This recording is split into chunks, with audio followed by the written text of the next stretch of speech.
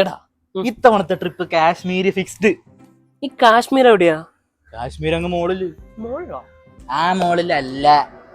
പിന്നെ ലുലു വെള്ള. എടാ ഇന്ത്യയുടെ മാപ്പ് എടുത്ത് നോക്കടാ വിട്ടി. ജിക്ക് വരട്ടെ ചോദിക്കാം. അതെന്താ അവനോട് ഇത്ര ചോദിക്കാനും തിരിക്കുന്നു? ട്രിപ്പ് കാശ്മീരാക്കി അടിപൊളിയാവില്ലേ?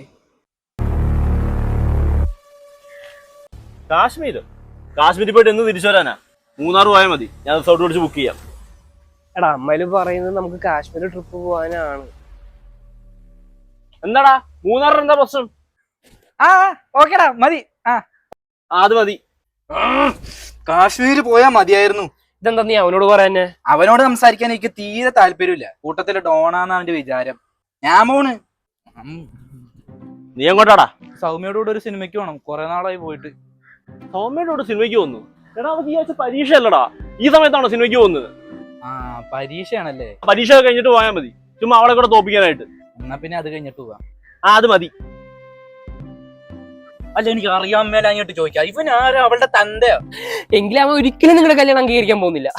ഇവിടെ ഇവനാണ് ഇവിടെ കാര്യങ്ങൾ തീരുമാനിക്കുന്നത്. കാശ്മീർ പോവാന്ന് പറഞ്ഞപ്പോ അവന്റെ മൂന്നാറുണ്ടാക്കാന്ന്. മൂന്നാറവന്റെ ഹലോ അവന്റെ അച്ഛനിരിക്കുന്നോ? എടാ ഇതൊക്കെ അവന്റെ മുഖത്ത് നോക്കി പറഞ്ഞൂടെ നിനക്ക്? ഞാൻ പറയോടാ, എല്ലാത്തിനും ഉണ്ട് ഒരു പരിധി. കുറെ നേരം രണ്ടും കൂടെ ഒച്ച ഉണ്ടാക്കുന്നത്, അതൊക്കെ സംസാരിക്കടാ.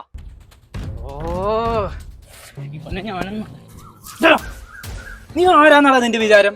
കൂട്ടത്തിലെ കൊമ്പരാന്ന് പോലെ ചിന്ത ഉണ്ടെങ്കിണ്ടല്ല അത് മാറ്റി വെച്ചോണം. എന്നെങ്ങാനും ഭരിക്കാൻ വന്ന വെച്ച് കൂട്ടുവോ? നീ ആരാടാ എന്നെ പെണ്ണിന്റെ കൂടെ പോകണ്ടെന്ന് പറയാൻ? കൈവച്ചു. എന്താടാ എടാ ഇവൻ എന്ത് പറ്റിയടാ? കുറെ നേരമായിട്ട് ഈ നത്തു നോക്കണ പോലെ ഇവിടെ വന്ന് നിപ്പാ, ഒന്നോട്ട് മിണ്ടുന്നുമില്ല. എടാ ചൂടിന്റെ ഇരിക്കും. സിഗരറ്റിന്റെ വിളിച്ചോണ്ട് പോ.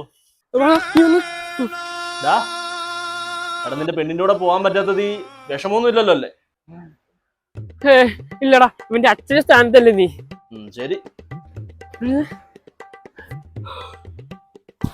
അവനെന്റെ സ്വഭാവം മാസം ഡയലോഗ് അടിക്കും, അച്ഛനടിച്ച് ഞാൻ വിളിക്കും. ഇപ്പൊ എവിടെ പിടിച്ച് കൂട്ടിയെന്നെ?